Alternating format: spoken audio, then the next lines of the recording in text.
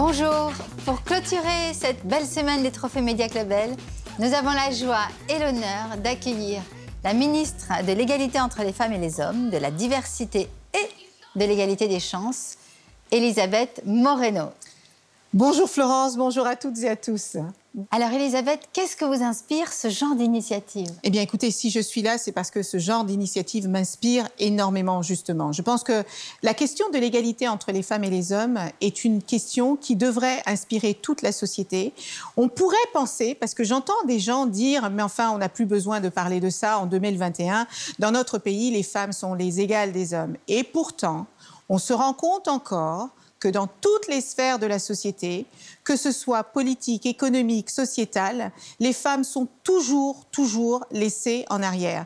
Et je pense que le travail que vous avez fait est remarquable en ce que, puisque nous sommes dans une société de communication, les médias ont à la fois la responsabilité éthique et morale et d'en faire une question de justice sociale et de donner à 52% de notre population la visibilité qu'elle mérite.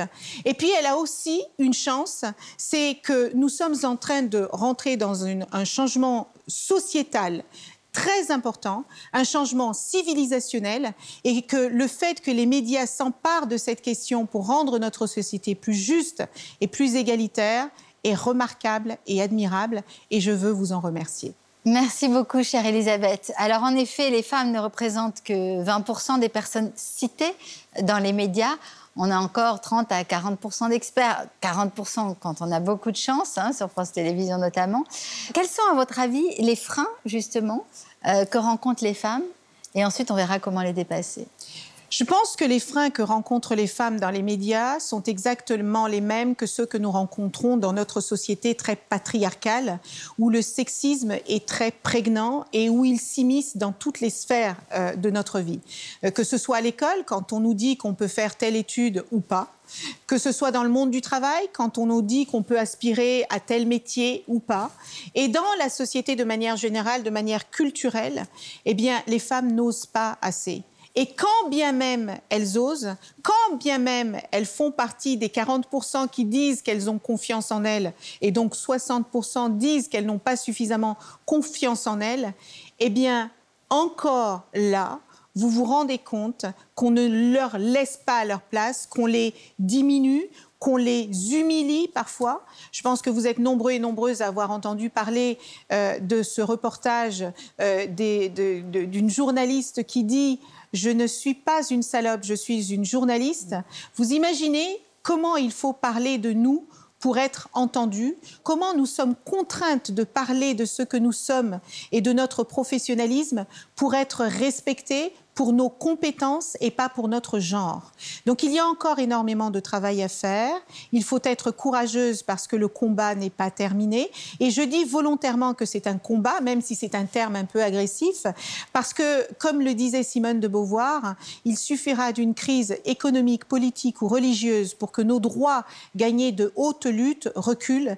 Et nous le voyons par ce que fait la Pologne, ou par ce que fait la Hongrie, ou par ce qu'a fait encore récemment la Turquie. Alors même que les violences faites aux femmes explosent du fait de cette crise sanitaire, nous sommes encore renvoyés dans le backstage et ça n'est pas acceptable, ça n'est pas tolérable. Et donc il faut que nous continuions, nous femmes, à prendre notre place, y compris dans les médias, mais dans toutes les sphères de la société. Et je ne demande pas la charité, je demande juste que nous ayons la place que nous méritons et que nous apportions notre contribution au développement de toutes les sphères de notre société.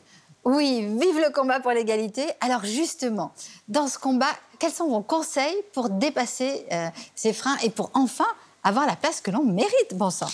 Écoutez, d'abord, je veux vous dire que je me réjouis du fait que de nombreuses personnes se soient emparées de cette question. La parlementaire, la députée Céline Calvez a fait un rapport très intéressant où elle propose plusieurs mesures pour pouvoir accélérer la visibilité des femmes dans les médias. Et quand on parle de visibilité, encore une fois, permettez-moi d'insister, c'est pas pour faire joli ou pour leur faire plaisir, c'est parce qu'elles ont des choses à apporter, parce qu'elles ont des expériences à partager. Je sais que le CSA également est très investi sur cette question et qu'il veille à ce qu'il y ait une meilleure parité de représentation des femmes dans les médias. Je sais également que les patrons des grandes chaînes que j'ai tous rencontrés m'ont réaffirmé leur volonté de faire bouger les lignes. Certains en parlent, d'autres agissent et je pense que ceux qui agissent doivent inspirer ceux qui se posent encore des questions. Parce que les médias ont besoin du public. Sans le public, les médias n'existent pas. Et je veux juste vous rappeler, encore une fois, que 52% de notre population est votre public et que ce public mérite votre respect et votre considération et qu'il mérite d'être aussi représenté dans les médias qu'aujourd'hui les hommes le sont. Nous avons d'ailleurs pas mal participé à ce rapport de Céline Calvez au Media Club Elle.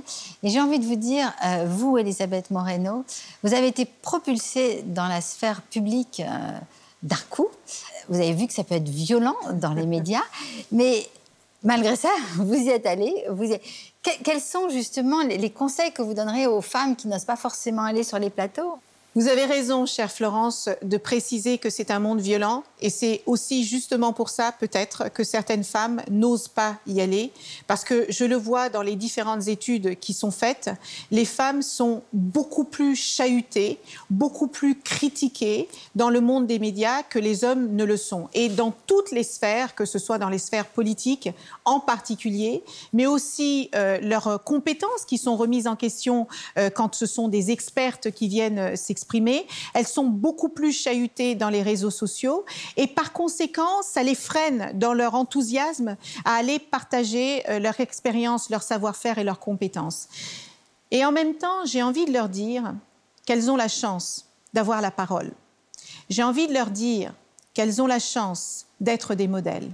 J'ai envie de leur dire qu'elles ont la chance d'exprimer pour toutes les femmes ce que celles qui n'ont pas la parole ne peuvent pas exprimer. Et ça oblige.